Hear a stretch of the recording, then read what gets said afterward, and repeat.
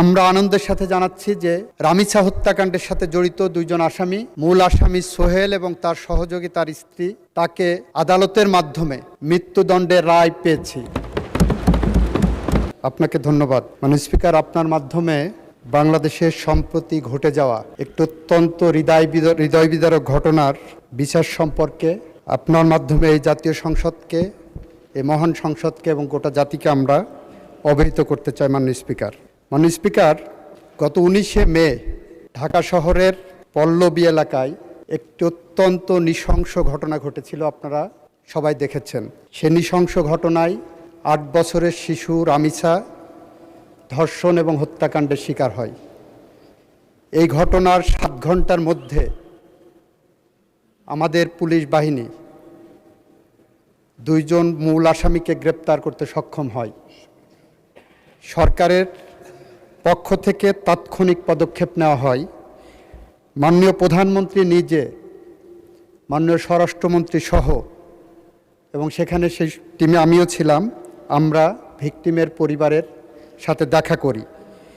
ওই দিন ভিকটিমের বাবার একটি আহাজারি ছিল যে উনি বিচার চান না, কারণ এদেশে এই ধরনের ঘটনার বিচার হবে না। আমরা আশ্বস্ত করেছিলাম, মাননীয় প্রধানমন্ত্রী আশ্বস্ত করেছিলেন, এই ঘটনার আমরা বিচার করতে বদ্ধপরিকর। মাননীয় স্পিকার, আপনার মাধ্যমে এই মহান সংসদকে জানাতে চাই, আমাদের পুলিশ বাহিনী 5 দিনের মাথায় সুষ্ঠু তদন্ত করে এই ঘটনার পুলিশ প্রতিবেদন দাখিল করেছিলেন 24 তারিখ ঈদের আগে দুপুর 12টার সময়। 24 তারিখ দুপুর 4টের মধ্যে সেই চার্জশিট আমরা সিএমএম কোর্ট থেকে সংশ্লিষ্ট ট্রাইব্যুনালে নিয়ে যাই। মাননীয় স্পিকার, আমাদের সামনে একটা শঙ্কা ছিল, সেটা হলো বাংলাদেশের সমস্ত আদালতগুলো 1 জুন থেকে, নিম্ন আদালত ম্যাজিস্ট্রেসি বাদ দিয়ে, নিম্ন আদালত 1 জুন থেকে 15 জুন পর্যন্ত গ্রীষ্মকালীন ছুটিতে যাওয়ার কথা। আমাদের মাননীয় প্রধান বিচারপতিকে আমরা অনুরোধ করার পরে বাংলাদেশের সকল শিশুর প্রতি সহিংসতামূলক যে ট্রাইব্যুনালগুলো গঠন করা হয়েছে, আমরা গত সংসদে আইন পাশ করেছি, সেই ট্রাইব্যুনালগুলোকে আমরা ছুটির আওতা বহির্ভূত রাখতে সক্ষম হই। 24 তারিখে চার্জশিট পাওয়ার পরপরই আমরা যখন দেখেছি যে আসামি পক্ষ কোনো আইনজীবী দেয়নি, তাদের বিচার প্রক্রিয়াকে প্রশ্নবিদ্ধ করার অন্যতম একটা প্রক্রিয়া ছিল, আমরা আইনের বিধান মেনে রাষ্ট্রপক্ষ থেকে 24 তারিখেই আমরা আসামিকে একটি স্টেট ডিফেন্স লয়ার দিতে সক্ষম হই। মাননীয় স্পিকার, 24 তারিখে ট্রাইব্যুনাল বসে 1 জুন, যেদিন প্রথম কোর্ট আদালত খুললেন রোজার ছুটির, ঈদের ছুটির পরে, 1 জুন চার্জ ফ্রেমিংয়ের জন্য রাখে। 1 জুন যথারীতি এই মামলার অভিযোগ গঠন করা হয়। 2 জুনে এই মামলার 16 জন সাক্ষীর সাক্ষ্য সমাপ্ত করা হয়, গ্রহণ করা হয়।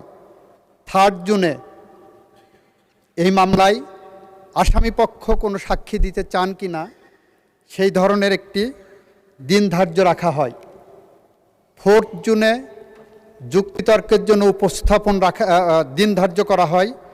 5 and 6 জুন শুক্র শনি থাকাতে 7 জুন আজকে ছিল, আজকে রায়ের জন্য দিন ধার্য ছিল এবং রায় যথারীতি ঘোষিত হয়েছে। আমরা রাষ্ট্রপক্ষ থেকে, প্রসিকিউশনের পক্ষ থেকে সমস্ত সাক্ষ্য সুবাদ উপস্থাপন পূর্বক যে রায় প্রত্যাশা করেছিলাম, যে রায় প্রস্তাব করেছিলাম, যে রায় আদালতের কাছে প্রার্থনা করেছিলাম, আদালত সমস্ত সাক্ষ্য প্রমাণ আলোচনা করে 41 ঘন্টা পর্যন্ত, 41 মিনিট শুধুমাত্র তার পর্যালোচনা এবং আদেশের পাঠটা ঘোষণা করেছেন। এবং আমরা আনন্দের সাথে জানাচ্ছি যে আমরা রামিছা হত্যাকাণ্ডের সাথে জড়িত 2 জন আসামি, মূল আসামি সোহেল এবং তার সহযোগী তার স্ত্রী, তাকে আদালতের মাধ্যমে মৃত্যুদণ্ডের রায় পেয়েছি। মাননীয় স্পিকার, মাউসুতিংয়ের একটি ঐতিহাসিক